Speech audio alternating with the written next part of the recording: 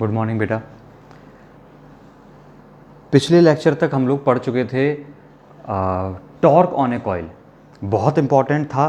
Torque on A coil पढ़ लिया था हमने, और आप सबको याद होना चाहिए कि किसी कॉइल पर टॉर्क लगता था। कहानी को कुछ ऐसे समझिएगा कि अगर कोई कॉइल है, करंट कैरिंग कॉइल समझते हैं, लूप की बात कर रहा हूँ। लूप में बहुत सारे टर्न्स लगा दे तो कॉइल बन जाती है। अगर किसी लूप को या किसी कॉइल को अगर मैं फील्ड में रखता हूँ तो उस पर टॉर्क लगता है। कितना टॉर्क लगता है वो आपको फॉर्मूला निकल कर आया था, tau is equals to M cross B. जहां पर आप याद करिए, एम का मतलब होता था magnetic moment which is N I A cross B.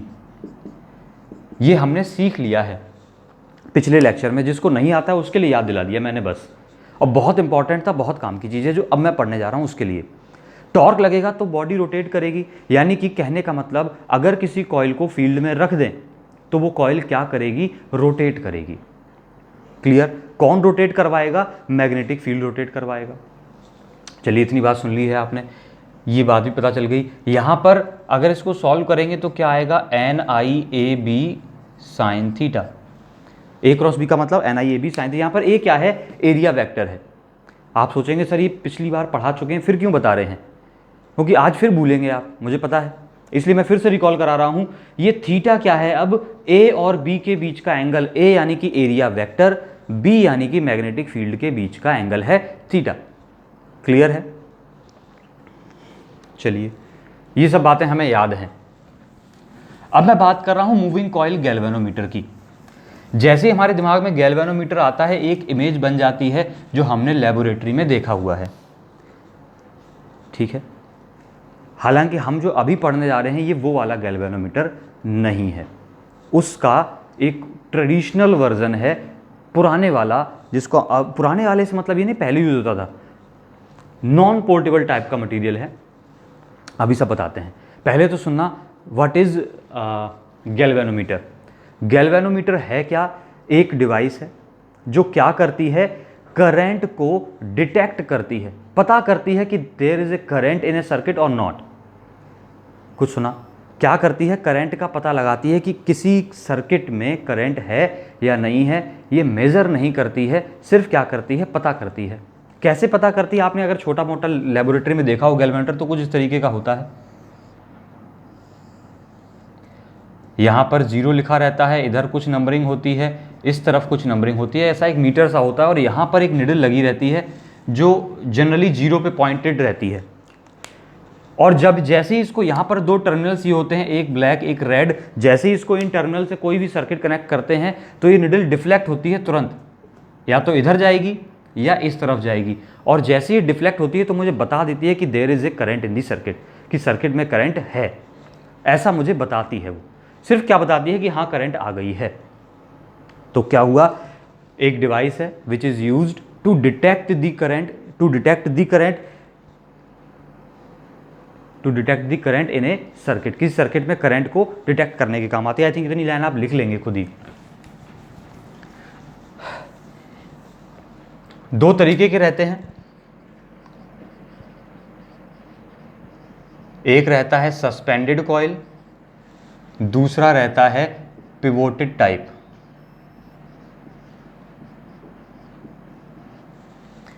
Pivot का मतलब होता है किसी जगह से किसी चीज को बांध देना, वो हम अभी बाद में डिस्कस करेंगे। बिल्कुल आइडेंटिकल वर्किंग है, कुछ चेंज नहीं है, बस एक चेंज है वो मैं आपको बता दूंगा।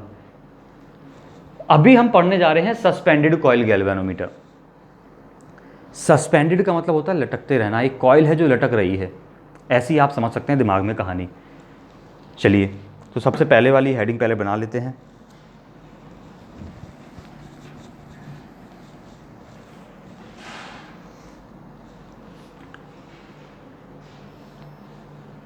बहुत इजी टू लर्न है टॉपिक, इजी टू राइट है, बट डिफिकल्ट टू अंडरस्टैंड है।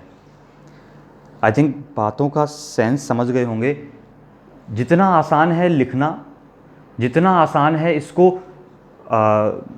याद करना, उतना ही मुश्किल है इसको समझना। चीज़ें बहुत से कम बच्चों की समझ में आती हैं, तो मैं कोशिश करूंगा आप थोड़ा सा समझने की कोशिश। लिख तो इसको हर कोई लेता है। एक और बात, पेपर में आ रहा है, लिख लीजिएगा 2021 इसके ऊपर। जैसे ही साइक्लोट्रॉन हटा है वैसे ही पॉसिबिलिटी डबल हो गई है इसके आने की। तो 100% लिख लीजिए, आ रहा है बाई अक्षय सर। कहाँ आ रहा है? एग्जाम में। अब मैं एक डिजाइन बनाने जा रहा हूँ गैल्वेनोमीटर की, फिर धीरे धीरे वर्किंग बताऊंगा, फिर प्रिंसिपल बताऊंगा। आई थिंक ये लेक्चर बड़ा है, इसको 2 पार्ट में डिवाइड करना पड़ सकता है। क्या है? एक कॉइल है इसमें, क्या है?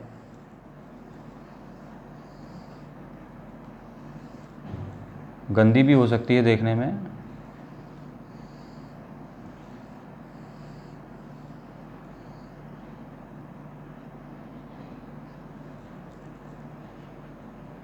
ये कॉइल है। कॉइल मतलब वायर लपेट दिया गया है, ठीक है। किसके ऊपर लपेटा गया है वो भी एक टॉपिक है, वो हमारा वैसे 6 चैप्टर का टॉपिक है कि किसके ऊपर लपेटा और क्यों लपेटा। मैं बता दूं आपको, मैंने किसी नॉन मैग्नेटिक मटेरियल के ऊपर लपेटा है। जैसे मैंने बोला था ना, कॉइल कैसे बनाते हैं, कोई कोर ली, उसके ऊपर वायर लपेट दिया, कॉइल बन जाती थी। ऐसे ही यहाँ पर मैंने क्या लिया है, एक फ्रेम लिया है, ब्रास का ले सकते हैं, जिसको हम बोलते हैं क्या बोलते हैं, कुछ भी बोल सकते हैं। मैंने एक नॉन मैग्नेटिक मटेरियल का कंडक्टिंग फ्रेम लिया है, नॉन मैग्नेटिक मटेरियल का कंडक्टिंग फ्रेम लिया है, और उसके ऊपर एक कॉइल लपेट ली है। इसके बाद मैंने क्या किया, इस कॉइल के 2 एंड होंगे, कोई वायर लपेटेंगे तो 2 फ्री एंड होंगे। एक फ्री एंड से मैंने बहुत पतली सी एक स्प्रिंग लगा दी है, इसको बोलते हैं हेयर स्प्रिंग। हर एक बात का महत्व है इस पूरे टॉपिक में। इसको क्या बोलते हैं? Hair spring. यहां से कनेक्टेड है ये। इसके बाद इसके ऊपर वाले दूसरे एंड पर मैंने एक दूसरा मटेरियल की बहुत पतली सी स्ट्रिप लगा दी है, डोरी लगा दी है, धागा टाइप की। वो मटेरियल है फॉस्फर ब्रॉन्ज। क्या मटेरियल है? Phosphor bronze strip. स्ट्रिप बोल दीजिए, स्ट्रिंग बोल लीजिए, कुछ एक तरीके से पतली सी डोरी सी है। और इस स्ट्रिप को ले जाकर थोड़ा सा नीट एंड क्लीन बनाइएगा, एक जगह पर जाकर बांध दिया है, और उस जगह को बोलते हैं टॉर्जन हेड। क्या बोलते हैं? Torsion head. टी क्या है? Torsion head. कुछ मत समझना, ऐसे मत समझना, बिल्कुल गंदी तरीके से मत समझिए आप। क्या किया, एक धागा आया, इस धागे को यहां से छत से बांध दिया है, बिल्कुल फिक्स कर दिया। अब ये यहां से कुछ नहीं हो सकता, जो भी होगा इधर से होगा, इधर से फिक्स कर दिया है। अब मैंने क्या किया, इसके यहां से एक टर्मिनल निकाला बाहर, यहां से एक टर्मिनल निकाला बाहर। टर्मिनल का मतलब आप समझते हैं, टर्मिनल जहां से हम अब एक्सटर्नल सर्किट को कनेक्ट करेंगे। अभी मैंने यहाँ पर एक गैल्वेनोमीटर बनाया था, उसमें मैंने 2 टर्मिनल बताए थे, लाल और काले, रेड एंड ब्लैक। वहीं से तो हम अपना सर्किट कनेक्ट करते थे। वैसे ही इस गैल्वेनोमीटर में क्या है, 2 टर्मिनल्स ये निकले हुए हैं, यहाँ से हम क्या कनेक्ट करेंगे, अपने एक्सटर्नल सर्किट को कनेक्ट करेंगे, जिसमें करंट को डिटेक्ट करना है। आई थिंक क्लियर है। ये क्या है, 2 टर्मिनल्स हैं, T1 एंड T2। T1 और T2 क्या है, टर्मिनल्स हैं, यहां से मैं एक्सटर्नल सर्किट को कनेक्ट करूंगा, बहुत बार नहीं बोलूंगा। ये हो गया एक कॉइल। अब क्या किया, इस कॉइल के दोनों तरफ मैंने एक मैग्नेट रखी हुई है। क्या रखी हुई है? मैग्नेट। वैसे तो मैं बोलूं सच्चाई तो यहां पर रखी हुई है एक यू मैग्नेट। यू शेप की मैग्नेट आपने देखी होगी कुछ इस तरीके की, इसको हॉर्स शू मैग्नेट भी बोलते हैं, 10th क्लास में पढ़ी भी होगी, नाम पढ़ा होगा। एक होती है bar magnet, horse shoe magnet, button magnet, needle magnet, पता फलाना ठिकाना, बहुत सारी होती हैं।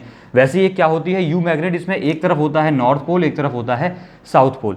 तो ऐसी ही एक हॉर्स शू मैग्नेट, इसको हॉर्स शू मैग्नेट भी बोला जाता है, मैंने रखी हुई है। लेकिन उसमें कुछ खासियत है।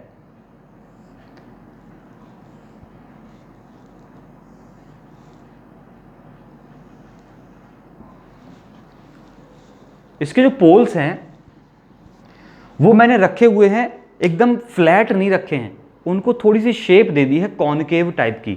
कैसी शेप दे दी है? कॉनकेव टाइप की। ये सब बातें भी होंगी, ये क्वेश्चन पेपर में आते हैं कि क्यों कॉनकेव दे दी। ये एक हॉर्सशू मैग्नेट है, घूम के आ रही होगी, एक तरफ नॉर्थ एक तरफ साउथ। मैग्नेट है तो एक फील्ड क्रिएट कर रही होगी, मैग्नेटिक फील्ड कहां से कहां तक, नॉर्थ डायरेक्शन से साउथ की तरफ। अगर कोई मैग्नेट ऐसे नॉर्थ पोल रखा हो, ऐसे साउथ पोल रखा हो, तो क्या क्रिएट करता है, नॉर्थ से साउथ की तरफ एक यूनिफॉर्म फील्ड क्रिएट करता है। अब चूंकि ये मैंने कैसे कर दिए हैं, थोड़े से कट कर दिए हैं। कैसे कर दिए हैं, कट का मतलब समझ रहे हैं? अरे कट का मतलब, अरे पहली बात तो ये कुछ थिकनेस है इनकी, तो ये फील्ड बना है एक रीजन में बना है, इस बोर्ड पे ही नहीं है फील्ड, ये फील्ड इस बोर्ड पे ही नहीं है, बोर्ड के पीछे भी है, लेकिन कैसा चल रहा है, एक्स डायरेक्शन में। अब यहां पर एक ट्विस्ट हो गया है। एक बात नोटिस करना, फील्ड जब स्टार्ट हुआ जब टर्मिनेट हुआ, क्या दोनों बार हर बार कैसा था, मैग्नेट की सरफेस के परपेंडिकुलर था। जैसे ही मैंने इसको कट किया तो अभी भी फील्ड कैसा रहेगा, अपनी सरफेस के परपेंडिकुलर, और अपनी सरफेस के परपेंडिकुलर रहेगा तो कुछ इस तरीके से निकलेगा। दिखाई दिया आपको, कुछ चेंज हो गया फील्ड में, फील्ड में कुछ चेंज हो गया।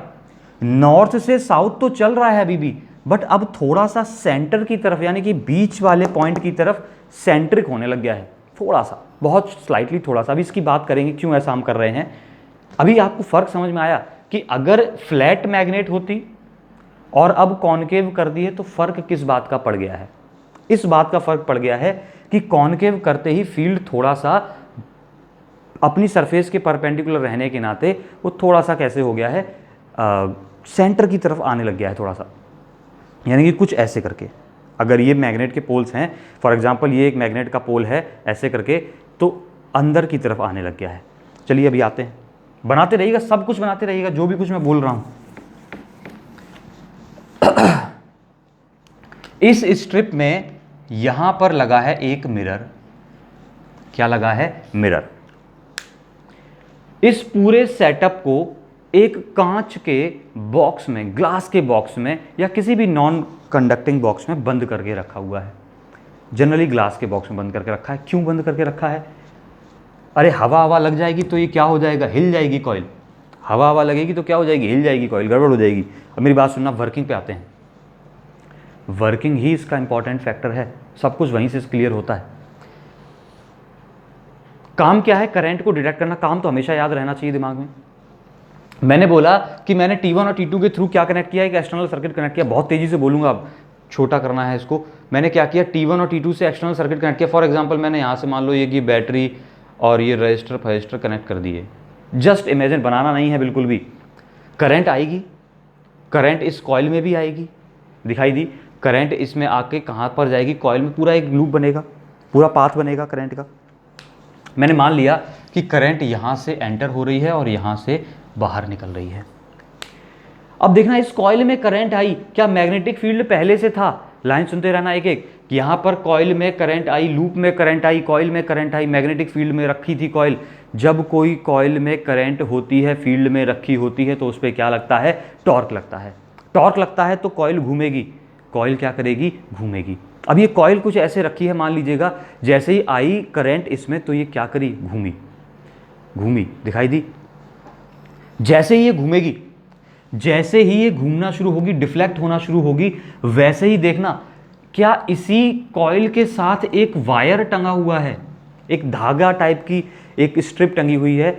ये स्ट्रिप बहुत फ्लेक्सिबल टाइप की मैं बोल सकता हूं। क्या होगा, जैसे ये कॉइल घूमेगा, आप ऐसे देखना, कोई धागा लटक रहा है, धागे से मैंने कुछ बांध दिया, मैं अगर इसको रोटेट करूंगा तो क्या धागा भी तो घूमेगा, घूमेगा ना।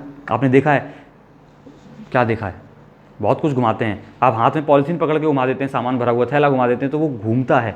और जैसे ये घूमेगा वैसे ही इस डोरी, इस स्ट्रिप में, इस स्ट्रिंग में क्या आने शुरू होंगे, ट्विस्ट आने शुरू होंगे, ट्विस्ट आने शुरू होंगे। ट्विस्ट को हम बोलते हैं, क्या बोलते हैं हिंदी में, ट्विस्ट बोलते हैं नहीं, ऐंठने लगेगी, क्या बोलते हैं, अमेठे आने लगेंगे। क्या आने लगेंगे, अमेठे। पता नहीं, मैं कुछ गलत वर्ड बोल रहा हूँ, शायद मुझे एग्जैक्टली याद नहीं आ रहा है, आप बताइएगा। क्या होने लगेगा, इसमें ट्विस्ट आने लगे। जैसे ये कॉइल घूमेगी वैसे ही ये स्ट्रिप में या इस स्ट्रिंग में ट्विस्ट आने लगेंगे, इसमें ट्विस्ट आने लगेंगे। तो उससे होगा क्या, आप देखते हैं कि जब स्ट्रिंग में ट्विस्ट आते हैं तो वापस आने की कोशिश करती है।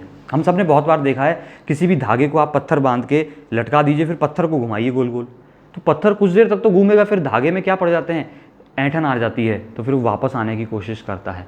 ऐसा है ना, अरे कपड़े बहुत निचोड़े होंगे आप सबने, एक तरफ मम्मी पकड़ लेते हैं, एक तरफ आप पकड़ लेते हैं, घुमाते जाते हैं, वापस कपड़ा घूमता नहीं है, फिर वो क्या करता है, वापस आने की कोशिश करता है। उस वापस आने की कोशिश को ही हम क्या बोलते हैं, वो रीस्टोर करने की कोशिश कर रहा है अपने आप को, और रीस्टोर करने के लिए घुमाया था हमने उसको, तो वापस आने के लिए वो क्या करेगा, टॉर्क लगाएगा, वापस घूमने की कोशिश करेगा, और उस टॉर्क को बोलते हैं रीस्टोरिंग टॉर्क।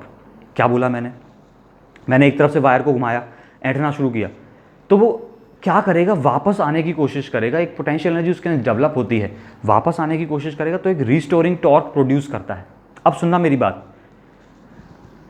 कॉइल में करंट आई, कॉइल घूमनी शुरू हुई, वैसे ही इसमें ट्विस्ट आने शुरू हुए, इसमें और इसमें क्या आने शुरू हुए, ट्विस्ट आने शुरू हुए, और वो ट्विस्ट ने क्या किया, एक रीस्टोरिंग टॉर्क प्रोड्यूस किया। अब देखना धीरे धीरे, मैं माना नहीं करंट आई है तो इसको रोटेट करने पे अड़ गई है, करंट कॉइल को घुमा रही है, उधर ट्विस्ट प्रोड्यूस हो रहे हैं, ट्विस्ट रीस्टोर होने की कोशिश करवा रहे हैं, रीस्टोरिंग टॉर्क प्रोड्यूस हो रहा है। एक सिचुएशन ऐसी आती है जब ये वाला जो टॉर्क कॉइल पे लगा था, मैग्नेटिक फील्ड ने जो टॉर्क लगाया था, वो टॉर्क इक्वल हो जाता है रीस्टोरिंग टॉर्क के, तब हमें मिल जाता है इक्विलिब्रियम। एक इसको ऐसे घुमा रहा है, एक वापस लाने की कोशिश कर रहा है, तो जब दोनों इक्वल हो जाते हैं उस टाइम पर रोटेशन बंद हो जाती है, और उसको हम कहते हैं इक्विलिब्रियम की condition. I think line clear हुई। ऐसा होता है ना, अरे इतनी देर क्या बोलना, बहुत छोटी सी बात थी। ये घूमी, टॉर्क ट्विस्ट आया, ट्विस्ट ने क्या किया, इसको वापस से रिस्टोर करने की कोशिश की, ये रिस्टोर करने की कोशिश कर रहा है, ये वापस भेजने की कोशिश कर रहा है, कौन, मैग्नेटिक फील्ड। एक टाइम पर दोनों टॉर्क इक्वल हो जाते हैं, और इक्वल होते ही मैं क्या बोलता हूं, अब फर्दर नहीं रोटेशन होगा, इक्विलिब्रियम मिल गया है। इक्विलिब्रियम मिल गया है, उस टाइम तक सुनना, उस टाइम तक मेरा मिरर भी तो कुछ डिफ्लेक्ट कर गया होगा। ये मिरर किस पे लगा है, इस धागे पर, इस स्ट्रिप पे एक मिरर लगा था। फॉर एग्जांपल ये जो कैप का हेड आपको दिख रहा है, ये मिरर है। कॉइल घूमी तो ये भी घूमा, क्या ये घूमा, पेन का कैप आपको दिखा, ये घूम गया, पेन का कैप घूम गया, यानी कि मिरर घूम गया। हम करते क्या हैं, इस मिरर से, इस मिरर पर एक लाइट डालते हैं, वो लाइट एक इमेज बनाती है। अगर मैं इस पर एक टॉर्च जला दूंगा, फॉर एग्जांपल जस्ट इमेजिन, मैं एक मिरर पे टॉर्च लगा दूं, तो टॉर्च की इमेज सामने दीवार पे दिख जाएगी, वॉल पे दिख जाएगी। वॉल का मतलब यहाँ पे वॉल नहीं है, एक कांटा लगा है, एक कांटा बोलता हूँ, क्या बोलता हूँ, स्केल बोलता हूँ, स्केल लगी है।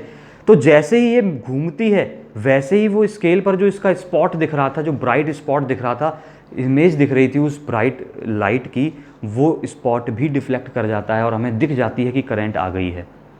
लाइन बहुत क्रिटिकल हो गई है। मिरर का काम, इसके साथ एक लैंप लगी रहती है, एक स्केल लगी रहती है, स्केल बोलते हैं जिस पे हमें डिफ्लेक्शन दिखाई देगा। तो जैसे ही कॉइल घूमती है, वैसे ही मिरर घूमता है। मिरर के घूमने से क्या होता है, जो परछाई बन रही थी, जो ब्राइट, परछाई का मतलब परछाई आप बोलते हैं काली काली बनती है, ब्राइट स्पॉट मैं बोलूंगा तो ब्राइट स्पॉट क्या होता है, जो चमकदार स्पॉट आता है, एक जो ब्राइट लाइट, जैसे मैं बल्ब की इमेज बनाऊँ एक मिरर लेके, तो बल्ब की इमेज बनाऊंगा तो वो कैसी दिखेगी, एक चमकदार स्पॉट दिखेगा ना, तो वैसा ही एक चमकदार स्पॉट होता है स्केल पर, वो जीरो पर रहता है इनिशियली। इस तरह से कैलिब्रेट करते हैं। जैसे ही कॉइल घूमती है, ये घूमता है, वो स्पॉट चेंज हो जाता है, तो मुझे दिख जाता है कि हाँ करंट आ गई है, मैं डिटेक्ट कर लेता हूँ कि हाँ करंट आ गई है। सुन पाई है बात। इस पूरी कहानी में जोरदार पार्ट यही था कि इसकी वर्किंग कैसे हो रही है। आई थिंक वर्किंग आपने सुन ली है। अब सुनना, कोई पूछे व्हाट इज द प्रिंसिपल, इसका प्रिंसिपल क्या है। प्रिंसिपल क्या हुआ कि क्या इस कॉइल के घूमे बिना काम बन सकता था, नहीं बन सकता था, तब तक तो डिफ्लेक्शन ही नहीं आएगा। तो इस पूरी कहानी का बेसिक मुद्दा क्या है, टॉर्क है। और वो बेसिक मुद्दा क्या कहता है, इसका प्रिंसिपल बन जाता है, कंस्ट्रक्शन आपने खुद लिखनी है, एक ये सब होता है इसके पास, इसको बोलते हैं एयर स्प्रिंग। प्रिंसिपल क्या है, सुनना, लिखूंगा नहीं मैं। When A coil is placed in a magnetic field, a torque acts on it, a torque acts on it, this is the principle। क्या सुना, torque on a current carrying coil in uniform field, this is the principle. लिख लेना एक line में, torque on a current carrying coil placed in field, magnetic field, is the principle of moving coil galvanometer. अब सुनते हैं आगे की कहानी। मैंने बोला प्रिंसिपल आपने लिख लिया है, वर्किंग मैंने जितनी बोली है उतनी भी आप लिख सकते हैं। अपने आप लिखिएगा क्या बोला है मैंने। सर्किट कनेक्ट करेंगे, करंट आएगी, करंट आएगी तो कॉइल घूमेगी, कॉइल घूमेगी तो उससे क्या होगा, उससे ये होगा कि ये जो स्ट्रिप लगी है इस स्ट्रिप में क्या प्रोड्यूस होंगे, ट्विस्ट प्रोड्यूस होंगे, वो इसको रीस्टोर करने की कोशिश करेंगे और उस रीस्टोरिंग की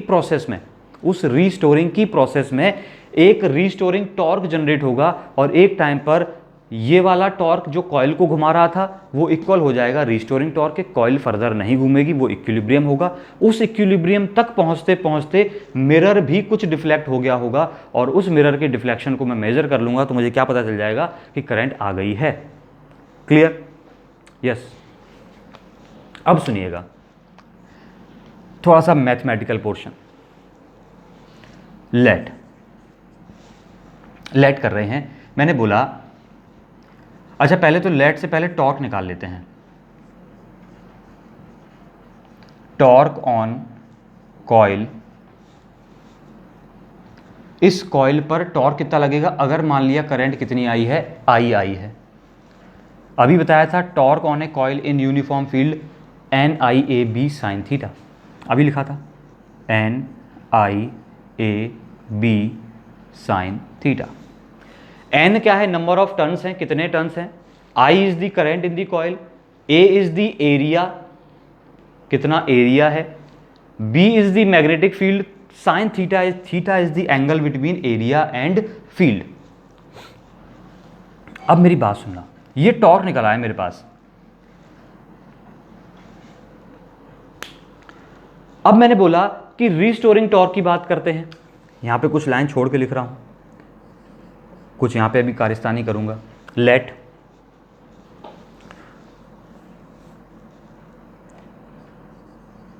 दी डिफ्लेक्शन जो हुआ है वो कितना हुआ है, थीटा, यानी कि जो ट्विस्ट हुई है वो कितने एंगल से ट्विस्ट हुई है, थीटा एंगल से हुई है ट्विस्ट। एंड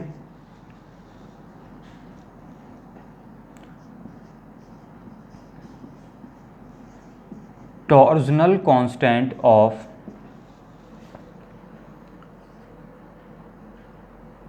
स्ट्रिप, अब मैं पूरा नहीं लिखा है, फॉस्फर ब्रॉन्ज स्ट्रिप की बात हो रही है, इज के।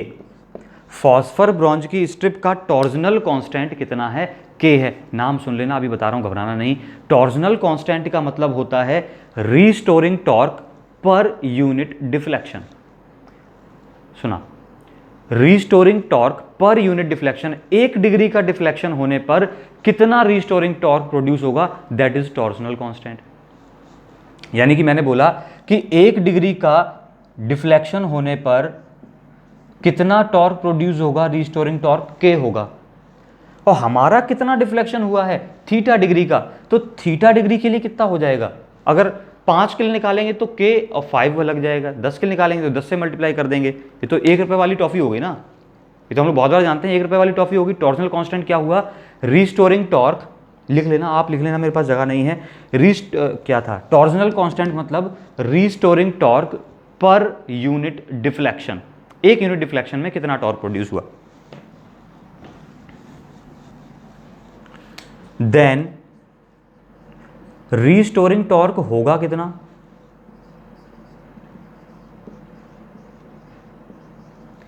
टाउ और आर से डिनोट कर दिया, आर फॉर रीस्टोरिंग लगा दिया, कितना हो जाएगा, के इंटू थीटा। यहां पर थीटा क्या है, डिफ्लेक्शन। यहां तक कोई दिक्कत नहीं है। अब मैंने बोला एक टॉर्क लग रहा था इस पर, जो फील्ड ने लगाया वो इतना लग रहा था, एक टॉर्क लग रहा है इतना। अब थीटा से कंफ्यूज मत होना, ये थीटा अलग है, ये थीटा अलग है, चाहे तो इसको अल्फा लिख लीजिए आप, लेकिन अभी मैं इसको खत्म ही कर देता हूं, कहानी खत्म कर देता हूं।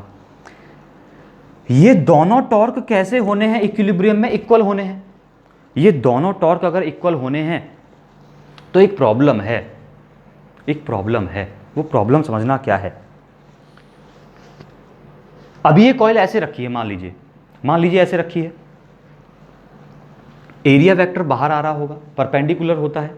कैसा होता है, परपेंडिकुलर होता है। तो मैंने बोला एरिया वेक्टर या तो बाहर होगा या अंदर होगा, जेड में होगा, कंफर्म है, जेड में होगा। वो डिपेंड करेगा करंट की डायरेक्शन में, अभी उसको देख नहीं रहा। चलिए अगर देख भी लेते हैं तो ये रही करंट की डायरेक्शन मेरी, यानी कि एरिया वेक्टर 100% किधर है, बाहर की तरफ है। चलिए एरिया वेक्टर मुझे मिल गया। अब मैंने क्या बोला, जैसे ही ये कॉइल रोटेट करना शुरू हुई, कॉइल रोटेट करना शुरू हुई तो क्या थीटा बदल जाएगा, और थीटा बदल जाएगा इसका मतलब टॉर्क बदल जाएगा, थीटा बदलेगा यानी कि टॉर्क बदलेगा। तो ये टॉर्क कैसा होते जा रहा है, बार बार वेरी करेगा।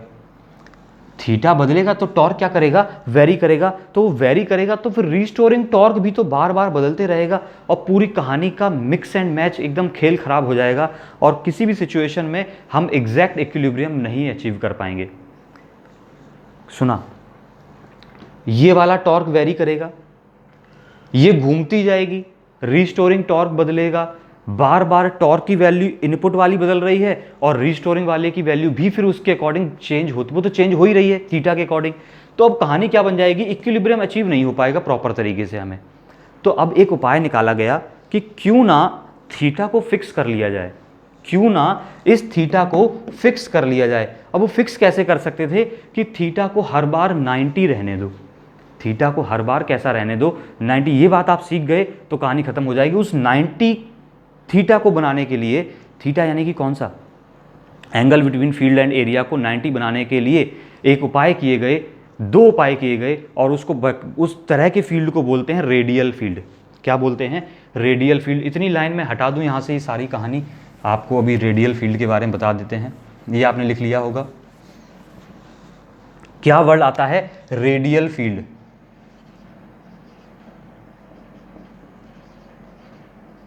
क्यों लाया गया, to make theta 90 degree in all situations. अभी ये जैसे जैसे घूम रही थी वैसे थीटा बदल रहा था, तो रेडियल फील्ड का यूज क्या किया गया, क्यों लाए गए इसको पिक्चर में, टू मेक, अभी बताता हूं रेडियल फील्ड होता क्या है, to make angle between field and area 90 degree. पहले एक एक लाइन की तरह याद करना, पंच लाइन हैं सारी, 90 डिग्री बनाने के लिए यूज आई। अब रेडियल का मतलब क्या होता है, किसी भी चीज के आगे रेडियल लगा दो तो उसका मतलब होता है वो किसी एक पॉइंट पर जा रही है। मैंने बोला फील्ड रेडियल है, इसका मतलब सारा का सारा फील्ड किसी एक पॉइंट की तरफ पॉइंट कर रहा है, समझे। जैसे कि अगर सारा का सारा फील्ड एक ही तरफ पॉइंट करने लगे, किस पॉइंट की तरफ, इस जगह पर एक छोटे से पॉइंट की तरफ टारगेटेड हो, तो उसको क्या बोलते हैं, रेडियल। रेडियल मतलब एक ही तरफ जा रहा है, सेंटर, एक क्या ये सेंटर सा बन गया है, फील्ड का सेंटर सा बन गया है, तो एक जगह पर जा रहा है, इसको क्या बोलते हैं, रेडियल फील्ड। चलिए अब रेडियल फील्ड बनाने के लिए दो काम किए हमने। पहला मैंने बोला था इसको कैसा कर दिया है, कॉनकेव शेप दे दी है। पहला काम क्या किया, कॉनकेव शेप ऑफ, ये क्या है, क्या बोलते हैं इसको, मैग्नेट बोलते हैं। दूसरा काम जो मैंने किया है, ये आपको अभी नहीं पता है, इसकी आप डिटेल एक्सप्लेनेशन हम अगले चैप्टर में करेंगे, अभी थोड़ा सा सुन लेते हैं बस। एक दूसरा काम जो मैंने किया है, एक सॉफ्ट आयरन प्लेस कर दिया है इसके अंदर। सॉफ्ट आयरन याद ना रखें, इसको बोलते हैं फेरोमैग्नेटिक,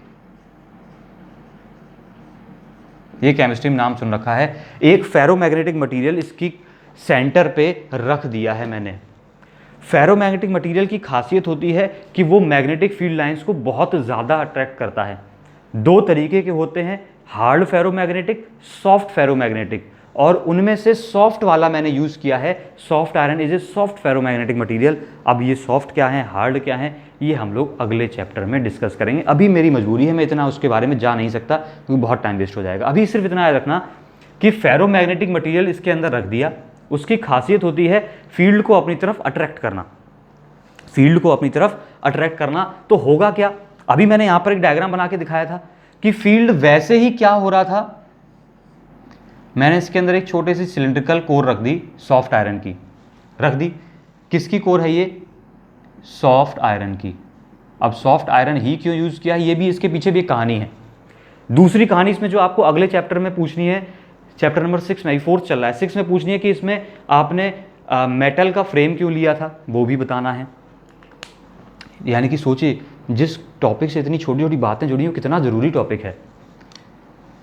चलिए रख दिया। अब होगा क्या इससे, ये जो फील्ड है वो सारा का सारा सेंटर्ड हो जाएगा किसकी तरफ, इस सॉफ्ट आयन की सारी फील्ड लाइंस को क्या करता है, अट्रैक्ट करता है, अट्रैक्ट करता है, तो फील्ड इसकी तरफ सेंटर्ड हो गया।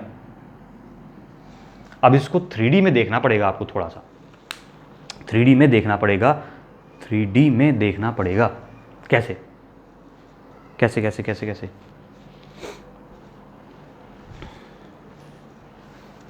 ऐसे देखिए, मे भी दिख जाए, ब्लैक कलर है, दिख रहा होगा। ये एक नॉर्थ पोल है ऐसा, और बीच से कैसा है, कर्व्ड है, ऐसे है, दिखा। ऐसा ही एक इधर एज्यूम कर सकते हैं, यही कहानी है। अब मैंने क्या बोला कि यहां से फील्ड लाइंस ये चल रही हैं, पूरे एरिया में जो टॉप मोस्ट पॉइंट है वहां से फील्ड लाइंस ऐसे आ रही हैं, यानी कि आपको दिख गया ये इस तरीके से फील्ड लाइंस हैं सारी। बीच वाली लाइन में ऐसे हैं, ये सारी फील्ड लाइंस हैं, ये सेंटर पे। बाहर की तरफ ऐसे, यानी कि बाकी सब जगह इसके बीच में एंगल होगा कोई, यहां पर ऐसे होगी, यहां पर ऐसे होगी, यानी कि कम एंगल से बेंड हो रखी होगी। ये मेरी कॉइल है, ये मेरी कॉइल है, ऐसे कॉइल रखी है। अब देखना यही कॉइल हो गई मेरी। क्या कुछ फील्ड लाइंस अभी इसके प्लेन के पैरेलल हैं, अभी इसके प्लेन के पैरेलल हैं या नहीं है? अब यहां पे गड़बड़ करेंगे आप। मैंने बोला कि field is parallel to the surface, field is parallel to the surface, तो एरिया वेक्टर कितना, एरिया और फील्ड का एंगल कितना, आप बोलेंगे 0, और जो 0 बोलेगा वो कुटेगा। Field is parallel to the surface, field is ऐसा, सरफेस ऐसी है, इसका एरिया वेक्टर किस में होगा, z में होगा। फील्ड इज पैरेलल यानी कि या तो x में फील्ड है या y में फील्ड है, दोनों ही सिचुएशन में फील्ड और एरिया के बीच एंगल 90 है। ये बात नहीं सीखे तो अब तक पूरी फिजिक्स में कुछ नहीं सीखे। ये फर्स्ट चैप्टर में सिखाया गया था गॉस थ्योरम के टाइम पर, फ्लक्स जब पढ़ा था हमने, कि अगर field is parallel to the surface then area will be perpendicular to the field. Clear? अब ये फील्ड रखी, ये मेरा कॉइल रखी है, इस कॉइल के साथ ऐसे नहीं, ऐसे रख लेते थोड़ी सुंदर लगेगी, ऐसे रखी है सरफेस, ये कॉइल रखी है, फील्ड इस तरफ चल रहा है, ये कि सेंटर वाला फील्ड ये सब जा रहा है। ये सारे के सारे फील्ड देखेंगे आप कैसे हैं, कॉइल के पैरेलल हैं, कॉइल के कैसे हैं, पैरेलल हैं। अब देखा मैंने इस कॉइल को रोटेट किया, जैसे ही इस कॉइल को रोटेट कर रहा हूं, मेरे पास यहां पर क्या रखी थी, अभी मैंने दिखाई थी आपको, ये इस तरीके से कैसे बनाई थी, पता नहीं कैसे बनाई थी मैंने, आई थिंक ऐसे बनाई थी। तो यहां से भी कुछ फील्ड लाइंस जा रही थी ऐसे सेंटर की तरफ, कुछ अंदर से आ रही थी। जैसे ही मैंने इस कॉइल को देखना रोटेट किया, कॉइल को क्या किया, रोटेट किया, तो ये वाली फील्ड लाइंस अब सरफेस के कैसी हैं, पैरेलल हैं, सरफेस के पैरेलल हैं। कुछ फील्ड लाइंस सरफेस के पैरेलल हैं, यानी कि अभी भी एंगल कितना है, अभी भी एंगल 90 है। मैंने इसको घुमा के और थोड़ा सा बेंड किया, अपनी इस, ये तो रखा ही है, इसको और हल्का सा बेंड किया, और बेंड किया। हर सिचुएशन में क्या हो रहा है, कुछ ना कुछ फील्ड लाइंस इसके कैसी हैं, पैरेलल हैं, और कुछ ना कुछ फील्ड लाइंस पैरेलल हैं। इसका मतलब एंगल कितना बन रहा है, 90 डिग्री बन रहा है। सॉफ्ट आयरन कोर रखा यानी फेरोमैग्नेटिक मटेरियल रखा, उससे फील्ड कैसा हुआ, रेडियल, और रेडियल होने का फायदा, फील्ड और एरिया के बीच का एंगल हमेशा कितना हो गया है, 90 हो गया। ये बात इमेजिन करके देखना एक बार खुद से। अब मैं लाइव क्लास इंटरेक्शन होता तो अलग बात होती है, इसमें इतना ही हम लोग देख सकते हैं अभी फिलहाल, बाकी आप एक बार कोशिश करिएगा, नहीं आएगा तो मैं फिर से दिखाने की कोशिश करूंगा। क्या कहने का मतलब है, जैसे ही कॉइल रोटेट हुई, ये वाली फील्ड लाइंस इसके पैरेलल हैं, अंदर की तरफ रोटेट होती है तो अंदर वाली वो वाली पैरेलल है।